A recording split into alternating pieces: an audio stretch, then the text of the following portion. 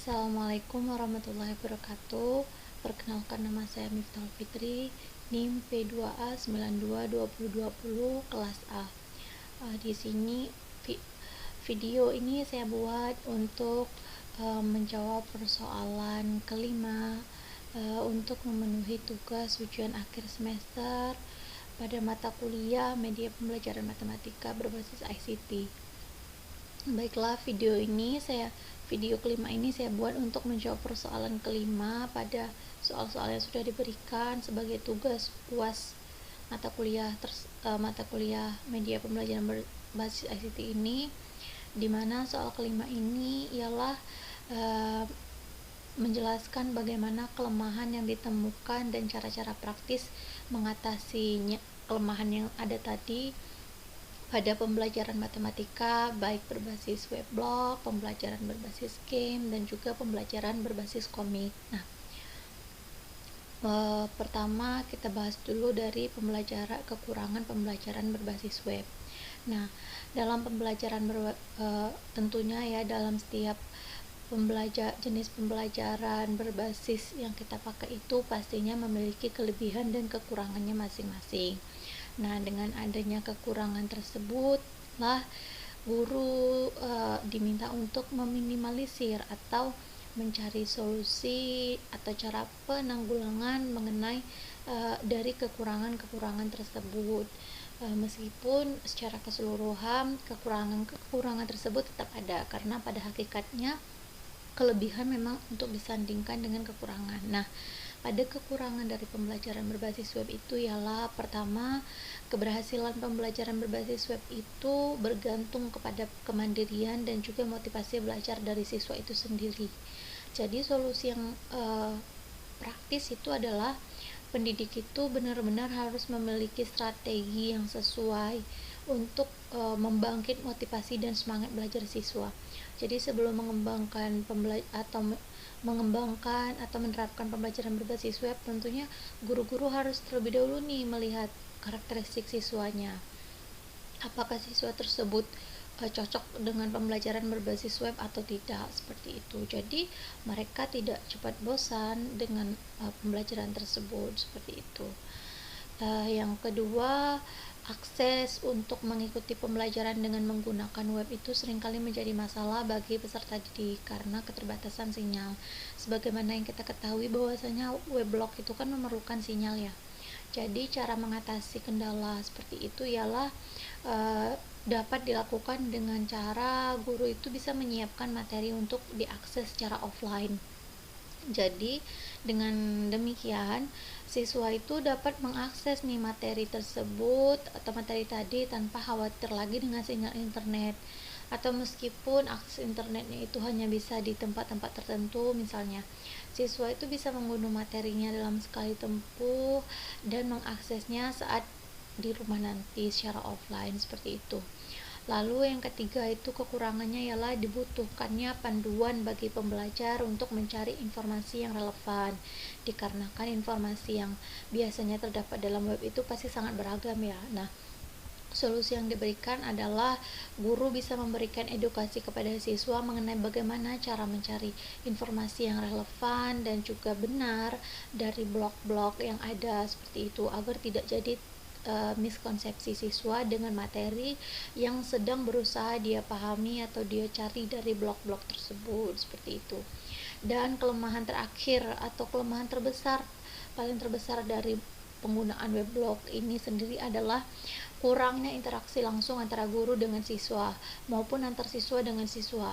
Nah, hal ini akan berdampak besar kepada siswa. Kenapa? Karena walaupun sebenarnya mereka itu masih bisa berkomunikasi secara sinkronus atau melalui misalkan live chat atau postingan komentar atau melalui email, seperti itu, dan forum diskusi, namun tetap saja interaksi antar manusia secara langsung itu pasti tidak akan pernah tergantikan, seperti itu.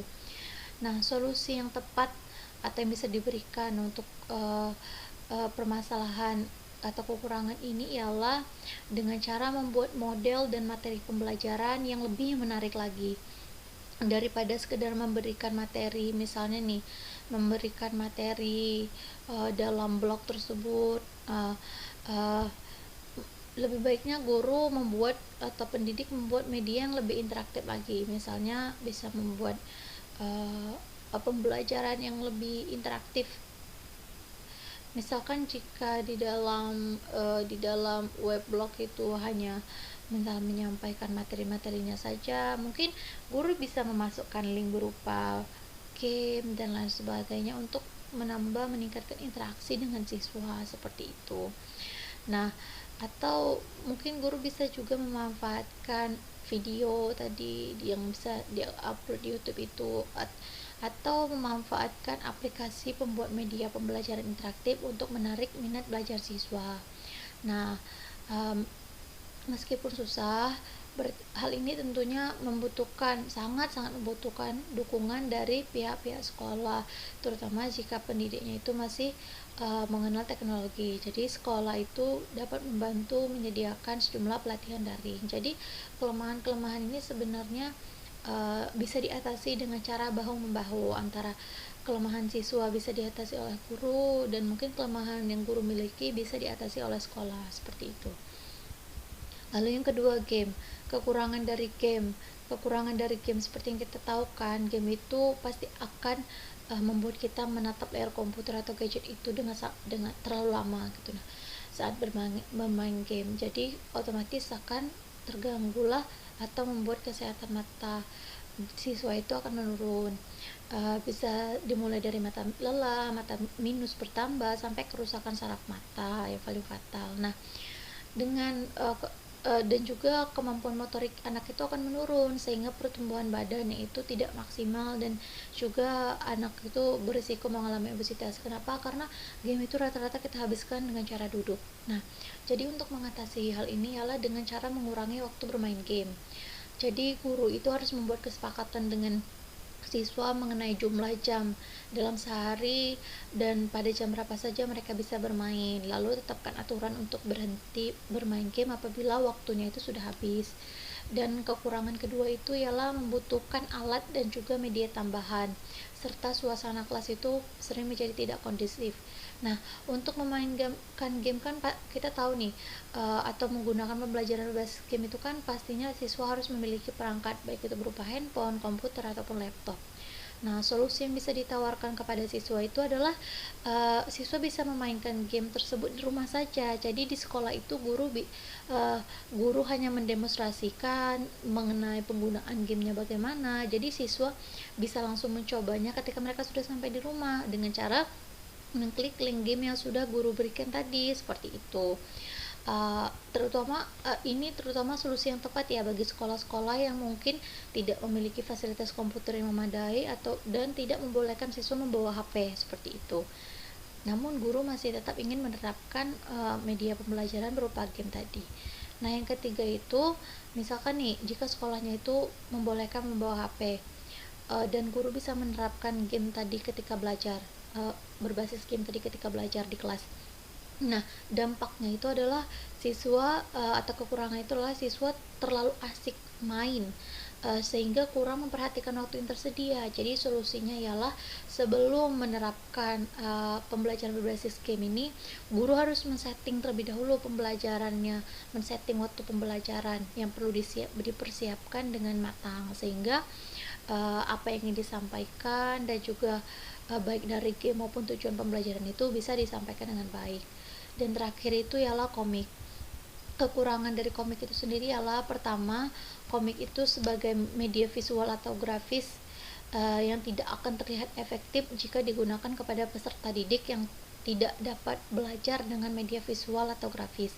Karena kan pastinya nih setiap peserta didik itu kan memiliki gaya belajar masing-masing kan. Jadi komik yang berupa media visual atau grafis itu tidak akan efektif dan menarik jika digunakan oleh peserta didik yang belajarnya itu dengan cara tidak dengan cara visual atau grafis tadi. Nah, jadi solusi yang ditawarkan ialah sebelum menerapkan komik sebagai media pembelajaran di kelas itu, sebaiknya guru harus lebih dahulu nih menyesuaikan gaya belajar masing-masing peserta didiknya, atau menyesuaikan karakteristik peserta didiknya dengan media pembelajaran yang akan dia terapkan. Kedua, kemudahan dalam membaca komik itu membuat orang malas membaca, yang menyebabkan penolakan-penolakan atas buku-buku yang tidak bergambar. Karena kan kita tahu nih, komik tadi kan itu kan banyak gambar-gambar ya. Jadi ketika siswa itu uh, uh, terlalu sering membaca komik, maka mereka itu akan malas untuk membaca buku-buku yang sedikit sekali gambarnya seperti itu. Jadi solusi yang bisa diberikan adalah guru harus memberikan edukasi kepada siswa bahwasannya komik itu bukanlah satu-satunya sumber yang bisa digunakan sebagai media pembelajaran. Ajarkan juga kepada siswa untuk membaca atau mencari dari sumber-sumber yang lainnya, bisa berupa buku, buku pelajaran, dan lain sebagainya, seperti itu. Jadi penggunaan antara media komik tadi dengan buku-buku yang pembelajaran lainnya itu bisa diseimbangkan. Dan yang ketiga atau yang terakhir dari program komik itu ialah kadang karena kita tahu nih dalam komik itu kan menggunakan gambar-gambar ya, jadi kadang banyak aksi-aksi atau adegan dalam gambar tersebut yang biasanya itu menunjukkan ke arah kekerasan atau tingkah laku yang tidak baik. Jadi solusinya itu adalah sebelum sebelum menerapkan atau menerapkan komik sebagai media pembelajaran, guru harus benar-benar menyeleksi komik-komik mana nih yang sekiranya bagus untuk dijadikan sumber edukasi atau pembelajaran bagi anak, yang dimana di dalamnya gambar-gambarnya itu kembali kepada soal 3 tadi, harusnya itu gambar dimana gambar-gambarnya itu harus kontekstual, lalu pembicaraan ataupun gaya bicaranya itu tidak terlalu formal seperti itu, dan juga pembahasan yang dalam itu seperti penggunaan rumusnya itu tidak terlalu banyak, jadi rumusnya itu bisa seperti kita misalkan klik di sini seperti itu, jadi bisa kita sembunyikan agar menarik perhatian siswa tadi seperti itu. Mungkin ini saja yang bisa saya jawab untuk soal nomor 5 ini, atau soal terakhir dari tugas UAS yang diberikan oleh Bapak. Saya ucapkan terima kasih. Wassalamualaikum warahmatullahi wabarakatuh.